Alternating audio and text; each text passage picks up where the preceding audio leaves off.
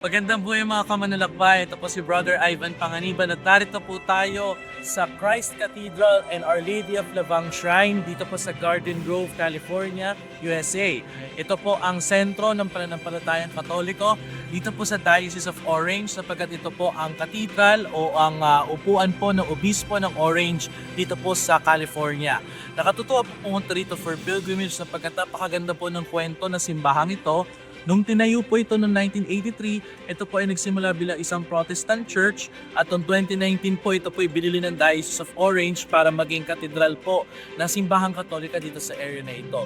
Ito po ang isa sa mga pinakamalalaki po na glass structures at nasa likod ko naman po ang imahen po ng Our Lady of Lavang, apparition ng Mahal na Birhen sa mga Vietnamese noong 1798 at dinayuan po ng shrine dito noong 2021 sapagkat marami pong Vietnamese Catholics dito sa Diocese of Orange. Tara po, pumunta po tayo sa Christ Cathedral and Our Lady of Lavang Shrine. Manalangin tayo.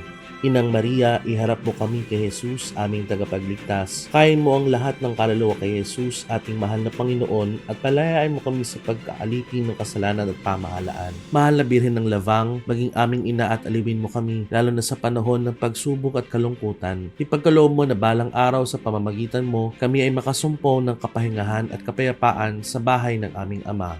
Amen.